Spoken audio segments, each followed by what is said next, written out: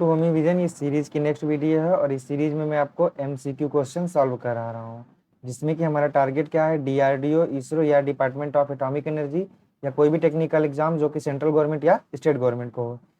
इस वीडियो में मैं आपको नेटवर्क थ्योरी, पावर इलेक्ट्रॉनिक्स और एनालॉग इलेक्ट्रॉनिक्स के क्वेश्चन बताऊंगा। तो ठीक है, चलिए क्वेश्चन स्टार्ट करते हैं।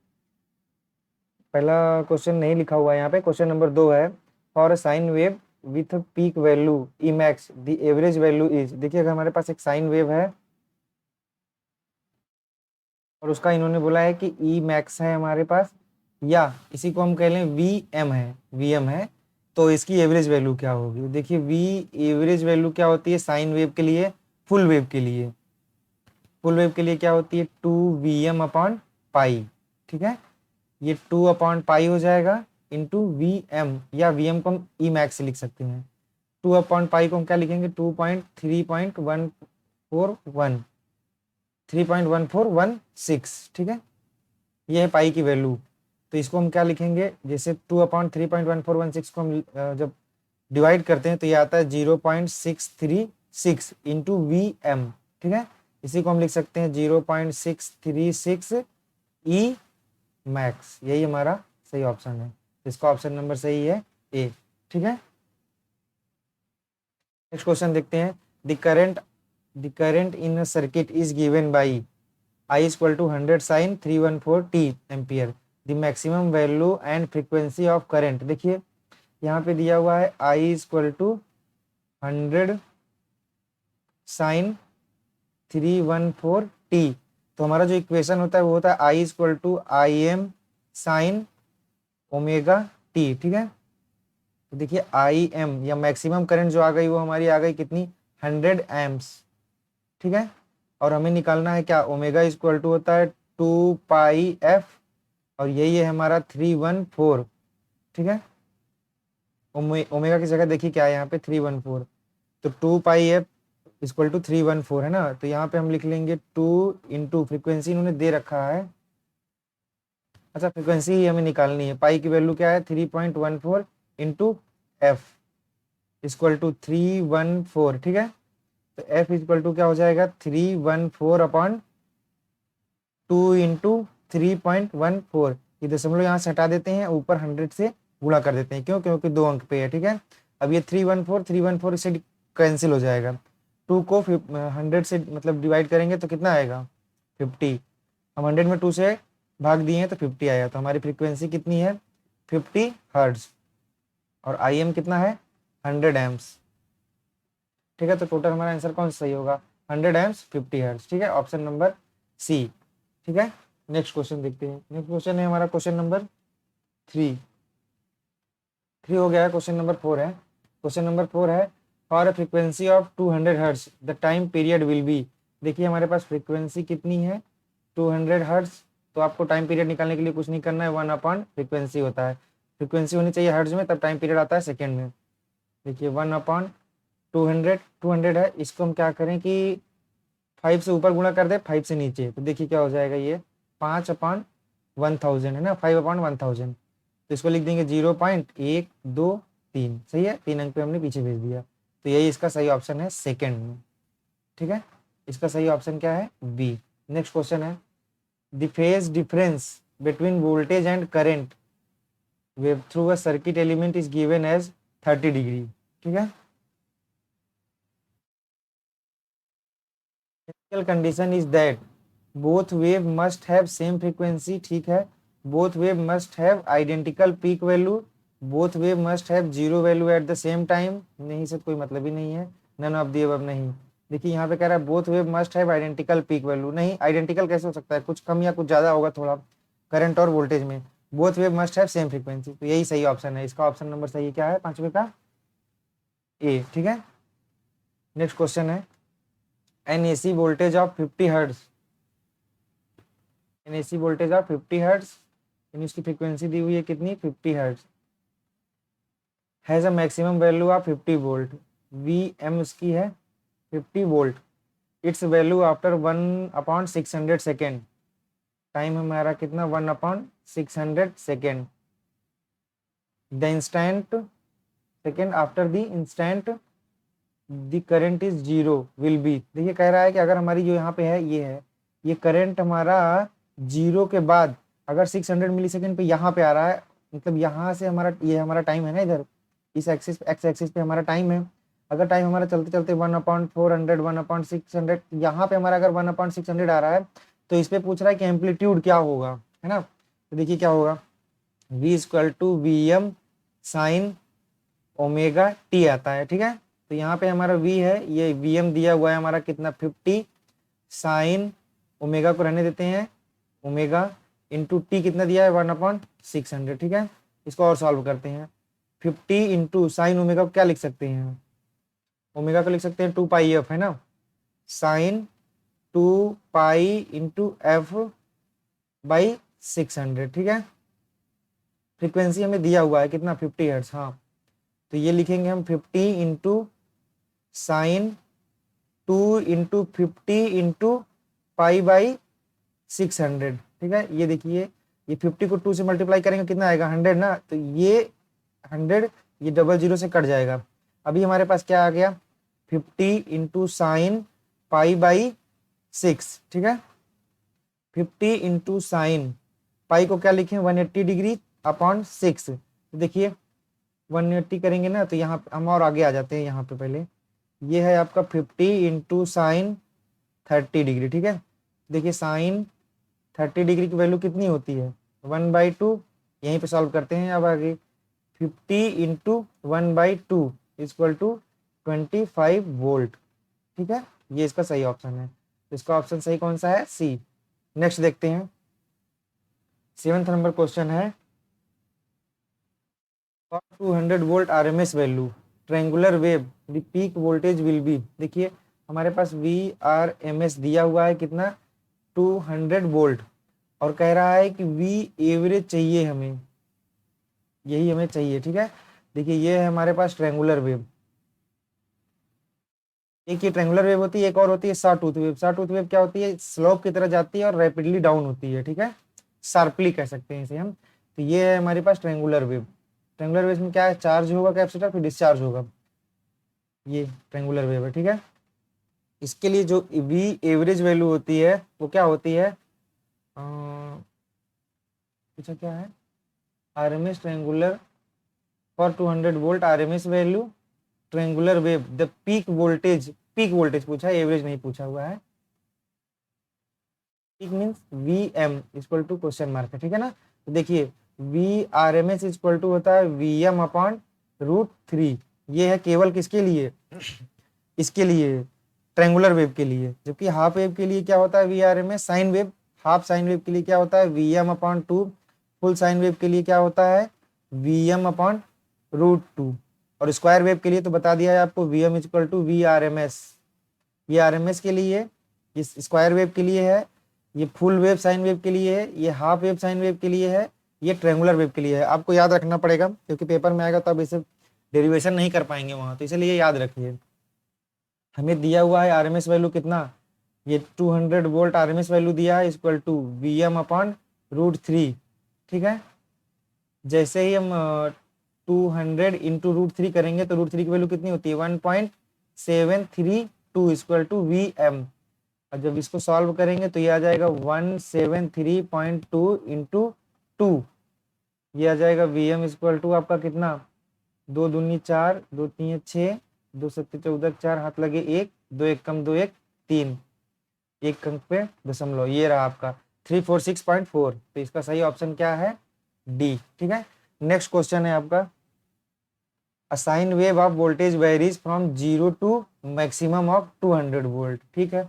यानी आपका ये दिया है V M equal to 200 volt, how much is the voltage at the instant of 30 degree of the cycle. ये कह रहा है कि अगर आपके पास थीटा जो है, थीटा आपके पास है 30 डिग्री, तो आपके पास वोल्टेज कितना होगा। तो ठीक है, हम इक्वल वोल्टेज का फॉर्मूला लगा लेते हैं, v equal to V M sine theta. तो ये है आपका कितना, वी एम कितना है 200 वोल्ट इंटू साइन 30 डिग्री। अभी मैंने आपको पीछे बताया था कि साइन 30 डिग्री का मान कितना होता है, साइन 30 डिग्री इक्वल टू 1/2। तो ये हो जाएगा आपका कितना 200 इंटू 1/2 इक्वल टू 100 वोल्ट। ठीक है, इसका सही ऑप्शन क्या है? सी। नेक्स्ट क्वेश्चन देखते हैं। नेक्स्ट क्वेश्चन है ये, how much RMS current does a 300 watt 200 volt bulb take from the 200 volt 50 hertz power line. देखिए कह रहा है हमारे पास एक बल्ब है, how much RMS current does a 300 watt 200 bulb. एक हमारे पास बल्ब है जिसकी रेटिंग दी हुई है, 300 वाट का बल्ब है और 200 वोल्ट पे ऑपरेट होगा। ठीक है, from the 200 volt 50 hertz power line. और हमारे पास जो पावर लाइन है उसमें क्या है कि ये है आपका 200 वोल्ट और 50 हर्ट्ज की सप्लाई है। तो कह रहा है आपको कितनी करंट ड्रॉ करेगा। तो देखिए यहाँ से P equal to V into I से, आई इक्वल टू क्या हो जाएगा? P upon V. तो आई इक्वल टू हो जाएगा P कितना है? 300 वाट और V कितना है? 200 वोल्ट। ये कैंसिल हो गया, ये आ गया आपका 1.5 एम्प्स। ठीक है, ये वाला एक्स्ट्रा वाला जो डाटा दिया हुआ है इससे कोई मतलब नहीं है। क्यों? क्योंकि ये खाली डरवाने के लिए दिया हुआ है या आप कंफ्यूज हो जाए इसके लिए दिया हुआ है, जबकि आपका आंसर किससे आ जाएगा? ऊपर जो बल्ब की रेटिंग दी हुई है। ठीक है, तो इसका सही ऑप्शन क्या है? बी। क्वेश्चन नंबर 10 है, two sinusoidal currents are given by I1 equal to 100 sine omega T plus pi by 3 and 150 sine omega T minus pi by 3। The phase difference between them is in degree. देखिए हमें यहाँ पे radian में दिया हुआ है लेकिन हमें चाहिए डिग्री में, तो ठीक है निकाल लेते हैं। देखिए फेज डिफरेंस कैसे निकालेंगे? फेज ये हो गया दूसरे का फेज माइनस पहले का फेज, तो कैसे निकलेगा? देखिए पाई बाई, देखिए ये वाला हमारा माइनस में है और ये वाला हमारा प्लस में है। तो पहले हम क्या करेंगे, इस वाले में से इसको घटाएंगे, फर्स्ट वाले में से सेकेंड वाले को घटाएंगे, यहाँ पे डिफरेंस होता है। ठीक है, देखिए पाई by 3 minus minus pi by 4, तो ये क्या आ जाएगा आपका? पाई बाई 3 प्लस पाई बाई 4। ठीक है, ये हो जाएगा आपका इसका 3 और 4 में एलसीएम क्या आएगा? 12 आएगा। अब 3 से हम 12 में भाग देंगे तो कितना आएगा? 4 पाई प्लस 3 पाई। ठीक है, ये आ जाएगा आपका 7 पाई अपॉन 12। ये आ जाएगा आपका क्या? 7 अपॉन 12 इंटू पाई को हम रख दें 180। देखिए 6 से इसको डिवाइड करते हैं तो 6 को अगर हम 2 बार, 6 दूनी 12, 2 बार करेंगे तो इतना आएगा 6 3 18 30। ठीक है, 2 को हम इससे काट देंगे तो ये कितना आएगा? 15 15 आया, और 15 को हम 7 बार मल्टीप्लाई कर देंगे, 7 इंटू 15, ये आ जाएगा आपका 105। तो यही आपका डिग्री में है। क्यों? क्योंकि हमने पाई की वैल्यू यहाँ पे 180 रख दी। ठीक है, ठीक है, तो इसका सही ऑप्शन क्या है? डी। नेक्स्ट क्वेश्चन देखते हैं। नेक्स्ट क्वेश्चन है आपके पास question number 11, the on voltage and forward break over of an SCR depend on the. ये कह रहा है on voltage and forward break over voltage of an SCR किस पे डिपेंड करता है? गेट करंट एलॉन पे, of the semiconductor alone, gate current and the semiconductor band gap respectively. देखिए ये क्या कह रहा है? Gate current and the semiconductor band gap respectively. देखिए कह रहा है on voltage and forward break over voltage. देखिए फॉरवर्ड ब्रेक ओवर वोल्टेज क्या करता है कि डोपिंग पे डिपेंड करता है, और डोपिंग किस पे डिपेंड करेगी? सेमीकंडक्टर के बैंड गैप पे, है ना। देखिए सेमीकंडक्टर पे डिपेंड करेगी। तो ये कह रहा है कि forward break over of an SCR depends on, किस पे डिपेंड करता है? सेमीकंडक्टर के बैंड गैप पे, और जो ऑन वोल्टेज है वो गेट करंट पे डिपेंड करता है। ठीक है, तो इसका सही ऑप्शन क्या है? C, semiconductor band gap and the gate current respectively. नहीं नहीं नहीं, ये वाला पहला मतलब ऑप्शन सी नंबर सही है। ठीक है, नेक्स्ट क्वेश्चन देखते हैं। क्वेश्चन नंबर 12 है आपका, once an SCR is turn on it remains so until the anode current goes below. तो ये कह रहा है अगर एक बार SCR को टर्न ऑन कर दिया तब तक ये बंद नहीं होता है जब तक कि एनोड करंट होल्डिंग करंट के नीचे ना आए। 2 करंट होती है, आपको बताया था, एक होल्डिंग करंट होती है और एक लैचिंग करंट होती है। तो लैचिंग करंट होती है किसके लिए? Associated with turn on condition के लिए, और होल्डिंग करंट होती है रिस्पॉन्सिबल किसके लिए? टर्न ऑफ कंडीशन के लिए। ठीक है, देखिए इंपॉर्टेंट क्वेश्चन है 2011 का, मतलब रैंडमली आप में पूछा जाता है, रिपीट होता है। ठीक है, इसको ध्यान रखिए। नेक्स्ट क्वेश्चन है question number 13, an SCR remains turn on if the anode current is more than break over current, trigger current, holding current, threshold current. तो इसका सही ऑप्शन क्या है? सी। ठीक है, देखिए दोनों क्वेश्चन सेम ही है, बस अलग अलग तरीके से पूछा है, तो आपका यही आंसर होगा होल्डिंग करंट। और ये भी 2005 में आया है, ये 2011 में आया हुआ है। ठीक है, नेक्स्ट क्वेश्चन देखते हैं। क्वेश्चन नंबर 14 है, turn on of a thyristor take place when. हम थायरिस्टर को कैसे टर्न ऑन कर सकते हैं? Anode to cathode voltage is positive. ये क्वेश्चन नंबर 14 है। Anode to cathode voltage is positive,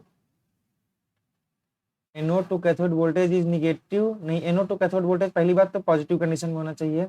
there is a positive current pulse at the gate, the anode to cathode voltage is positive and there is a positive current pulse at the gate. देखिए यहाँ पे option number 1 भी सही है, option number 3 भी सही है और ऑप्शन नंबर 4 भी सही है, लेकिन इन दोनों को ऑप्शन नंबर 1 और 3 को मिक्स करके 4 में बोला है, तो सबसे सही ऑप्शन कौन सा है? डी। ठीक है, नेक्स्ट क्वेश्चन देखते हैं। देखिए ये भी वाला भी इंपॉर्टेंट है। क्वेश्चन नंबर 14 देखिए 2006 में पूछा गया है। जब हम लोग के लिए पूछता है या डिप्लोमा के लिए पूछता है तो वो एज इट इज यहाँ से कॉपी करता है। ठीक है, ठीक है, नेक्स्ट क्वेश्चन देखते हैं।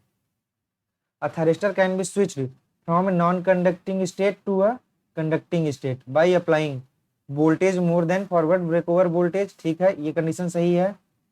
दूसरा क्या है? Voltage with high DV by D T.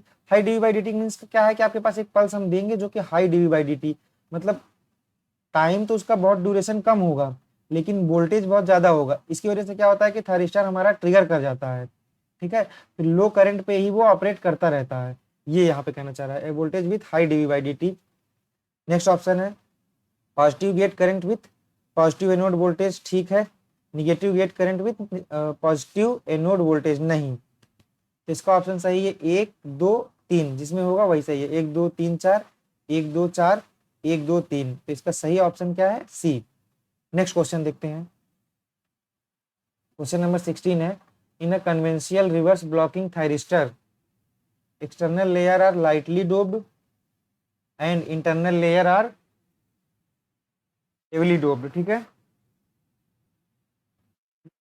यहाँ पे आपका क्या, अगर हमारे पास एक क्या है ये कन्वेंशियल रिवर्स ब्लॉकिंग थायरिस्टर है कन्वेंशियल, मतलब पारंपरिक, उसमें गेट वाला सिस्टम नहीं है। तो ये है आपका PN। तो ये कह रहा है ये वाला आपका क्या होगा? लाइटली डोप्ड होगा, या P हम माइनस कह सकते हैं और N माइनस कह सकते हैं। और जो हेवली डोप्ड होता है उसको हम P या N, P और N प्लस से दिखाते हैं। ठीक है, तो ये सही है, इसका पहला ऑप्शन सही है। External layer are heavily doped and internal layers are lightly doped। नहीं, the P layer are heavily doped and N layer are lightly doped। no, the P layer are lightly doped and N layer are heavily doped। no।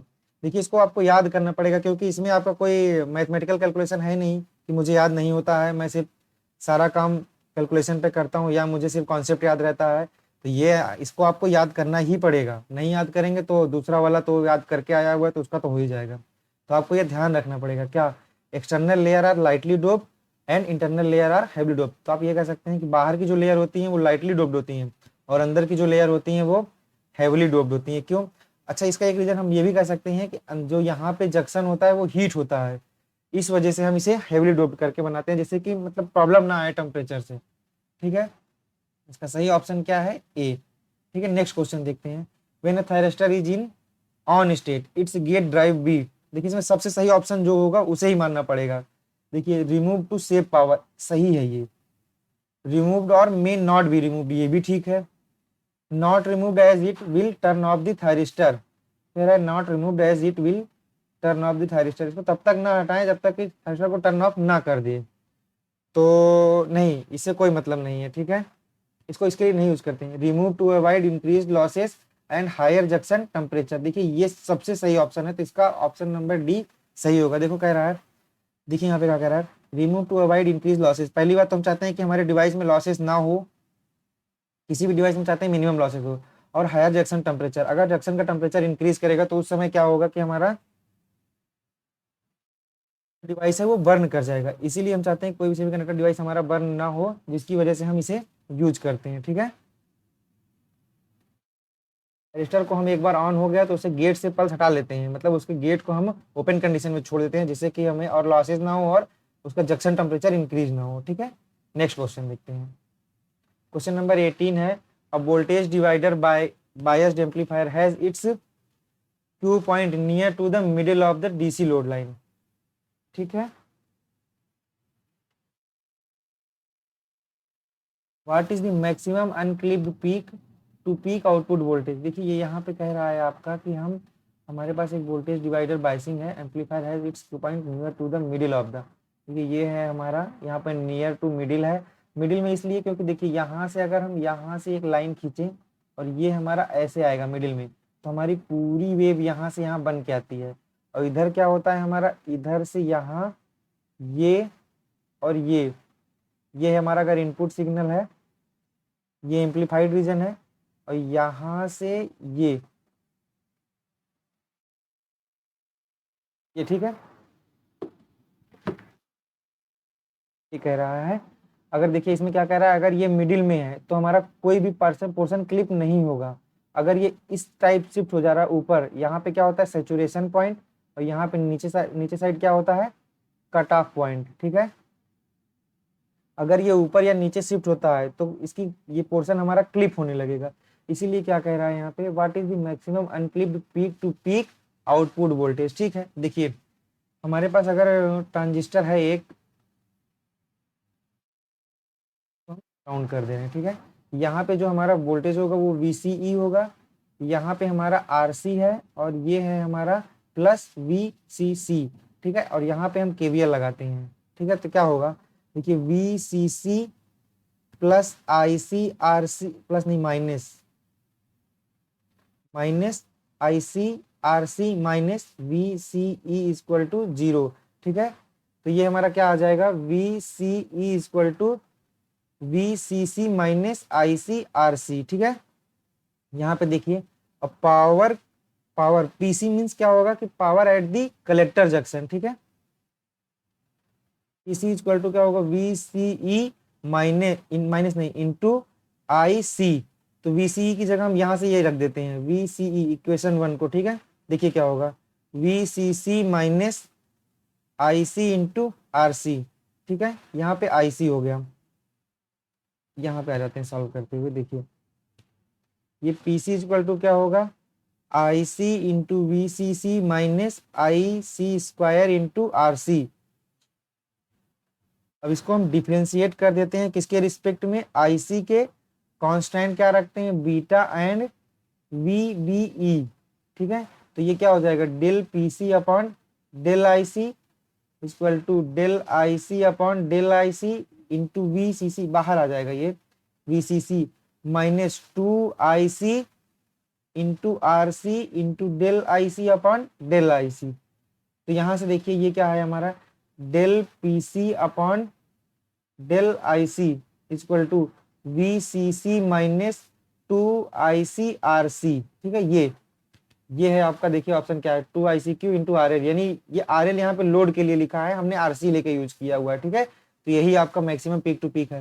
अच्छा देखिए यहाँ पे जो दिया हुआ है del IC upon del IC, इसकी वैल्यू 1 होती है, ठीक है। किसी भी चीज का डिफ्रेंसिएशन हम उसी के साथ करते हैं तो उसकी वैल्यू 1 आती है। मैंने अभी बीच में इंटीग्रेशन बोल दिया है, बट यहाँ पे सब हमने डिफ्रेंसिएशन किया हुआ है, ठीक है। तो इसका सही ऑप्शन क्या है, ये option 2ICO into RL, option number C, ठीक है। नेक्स्ट क्वेश्चन देखते हैं। Diode are use to compensate which of the following transistor circuit parameter. हम डायोड का यूज करते हैं जो एक ICO को कंपनसेट करने के लिए और एक VBE को, क्योंकि बीटा हम कंपनसेट नहीं कर सकते, क्यों, क्योंकि बीटा डिपेंड करता है मैन्युफैक्चरिंग पे, ठीक है। हम डायोड का जो यूज करते हैं VBE और ICO को यूज करने के लिए। तो इसका सही ऑप्शन क्या है 1 और 2 A, ठीक है। नेक्स्ट क्वेश्चन देखते हैं। नेक्स्ट क्वेश्चन है हमारे पास, in a transistor biased in the active region the thermal runaway is due to base emitter voltage VBE which decrease with rise in temperature। कह रहा है अगर हमारा in transistor biased in the active region thermal runaway is due to, thermal runaway किस कारण से आता है। देखिए ये बात सही बोला है, इस वजह से मुझे दोबारा क्वेश्चन पढ़ना पड़ा। यहाँ पे कह रहा है base emitter voltage VBE which decreases with rise in temperature। अगर हमारा टेम्परेचर राइज करता है तो VBE हमारा डिक्रीज करता है, वो भी कितना 2.5 और 2.3 मिली वोल्ट पर डिग्री सेल्सियस, ठीक है। ये ऑप्शन सही है, लेकिन यहाँ पे नहीं, यहाँ पे कह रहा है थर्मल रनवे किसके कारण से आता है, change in reverse collector saturation current due to rise in temperature, ये ऑप्शन सही है। जो ICO होता है इसकी वजह से हमारा थर्मल रनवे आता है। Heating of the transistor change in beta which increase with temperature. देखिए कैसे होता है, अगर हमारा टेम्परेचर इंक्रीज करेगा तो हमारा ICO इंक्रीज करेगा, ICO इंक्रीज किया तो ICBO इंक्रीज करेगा, ICBO इंक्रीज किया तो ICEO इंक्रीज करेगा, और ICEO इंक्रीज किया तो IC इंक्रीज करेगा, और IC हमारा अगर इंक्रीज किया तो हमारा फिर से टेम्परेचर इंक्रीज करेगा। ये कंडीशन क्या होती है, चलती रहती है। फिर टेम्परेचर इंक्रीज करेगा, फिर ये इंक्रीज करेगा, फिर ICBO इंक्रीज करेगा, फिर ICO इंक्रीज करेगा, फिर IC इंक्रीज करेगा, और फिर टेम्परेचर इंक्रीज करेगा। एक समय ऐसा आता है जब हमारा ट्रांजिस्टर बर्न हो जाता है। इसका सही ऑप्शन क्या है, बी। नेक्स्ट है question number 21। The unit of A thermal resistance of A semiconductor device is. देखिए थर्मल रेजिस्टेंस क्या होता है, देखिए ये डेल्टा टी है हमारा, कोई उसके लिए ले रहे हैं हम ट्रांजिस्टर के लिए, ठीक है। तो हमारा जो हीट कलेक्ट होती है, heat collected at the junction minus heat collected at the ambient, not heat collected ambient temperature. देखिए ये है हमारा ट्रांजिस्टर, ये PNP, इस जंक्शन पे क्या है कि हमारा हीट कलेक्ट होती है, किस पे, इमीटर बेस कलेक्टर। हमेशा जो सबसे ज्यादा हीट क्रिएट होती है वो किस पे होती है, बेस और कलेक्टर पे होती है, ठीक है।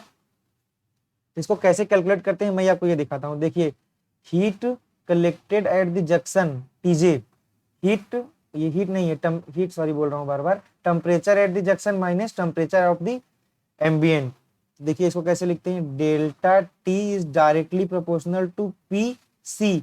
PC मतलब क्या है, heat collected at the junction या हीट डेसिपेटेड, मतलब कितनी हीट डेसिपेट। देखिए अगर वो ज्यादा हीट डेसिपेट कर, जितनी जनरेट कर रहा है उससे ज्यादा, जैसे हीट जनरेट कर रहा है, जितनी भी हीट जनरेट कर रहा है उससे ज्यादा हीट वो डेसिपेट कर दे रहा है, उसकी क्षमता उससे ज्यादा डेसिपेट करने की है, तो वो बर्न नहीं होगा। इसीलिए यहाँ पे देखिए क्या आता है, डेल्टा T हटाते हैं हम, प्रोपोर्शनलिटी हटाते हैं तो क्या आता है, कांस्टेंट आता है, थीटा इंटू PC। यही थीटा है हमारा क्या, ये थर्मल रेजिस्टेंस, ओके। इसकी यूनिट क्या होगी, देखिए theta equal to delta T upon PC, ठीक है। तो इसकी यूनिट क्या होगी, देखिए डिग्री सेल्सियस पर वाट। क्यों, क्योंकि ये PC क्या है हमारा, PC मीन्स P बेस पे उसके C है, ठीक है। डिग्री सेल्सियस पर वाट, ये है हमारी इसकी यूनिट, तो इसकी यूनिट क्या होगी, डिग्री सेल्सियस पर वाट, ऑप्शन नंबर D, ठीक है। नेक्स्ट क्वेश्चन देखते हैं, question number 22। The maximum junction temperature of A transistor is 150 degree Celsius. देखिए कह रहा है यहाँ पर आपके कि जंक्शन टेम्परेचर कितना है हमारा, 150 degree Celsius, and ambient temperature is 25 degree Celsius. TA है हमारा 25 degree Celsius. If the total thermal impedance is 1 degree Celsius per वाट। देखिए थीटा आपको दे दिया है 1 degree Celsius per watt. What is the maximum power dissipation, ठीक है। आपसे पूछा है क्या, PC equal to question mark किया हुआ, तो मैंने आपको फार्मूला क्या बताया था, delta T equal to theta into PC। तो आपसे पूछा क्या है, PC है ना, PC इक्वल टू क्या हो जाएगा, delta T upon theta. Then PC equal to delta T क्या है, 150 माइनस 25 अपॉन थीटा कितना है, 1 डिग्री सेल्सियस पर वाट। यूनिट नहीं लिखी चाहे कोई प्रॉब्लम नहीं है क्योंकि सारी यूनिट सेम है। तो ये आ जाएगा आपका 125 वाट, ठीक है। इसका सही ऑप्शन क्या है, C, ठीक है। नेक्स्ट क्वेश्चन देखते हैं। नेक्स्ट क्वेश्चन है, the heat generated by a mu A means होगा operational amplifier. The heat generated by a operational amplifier 741 is 200 milliwatt. Heat generated means PC आपका कितना है, 200 मिलीवाट, या इसी को हम लिख सकते हैं 200 इंटू 10⁻³ वाट, करेक्ट। नेक्स्ट है हमारा thermal resistance is 150 degree Celsius per वाट, यानी थीटा आपको दिया हुआ है कितना, 150 डिग्री सेल्सियस पर वाट, ठीक है। एंड द एम्बिएंट टेम्परेचर दिया है आपका TA 25 degree Celsius. The device temperature आपको पूछा है क्या, TJ, ठीक है। तो लगा लीजिए डेल्टा T इक्वल टू क्या होगा, theta into PC। Delta T को हम लिख सकते हैं TJ minus TA equal to theta into PC। तो TJ हमें पता करना है, TA कितना है आपका 25 डिग्री सेल्सियस, थीटा कितना है आपका 150 इंटू PC कितना है 200 इंटू 10⁻³ देखिए 10⁻³ हम 1 2 3 जीरो से काट दिए, ठीक है। ये आपका आ जाएगा 15 इंटू 2 है, 15 दूनी 30। ये है आपका क्या, टीजे माइनस 25 डिग्री सेल्सियस।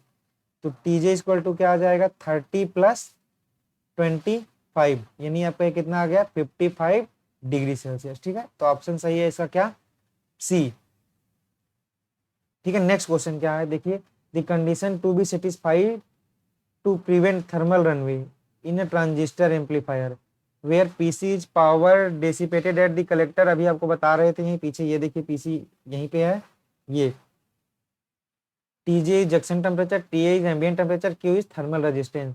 देखिए मैंने आपको अभी थोड़ी देर पहले बताया था कि पीसी अपॉन टीजे कम होना चाहिए किससे,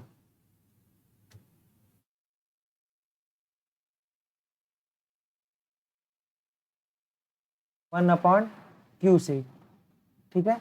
ये सही ऑप्शन है, इसको आप याद कर लीजिए।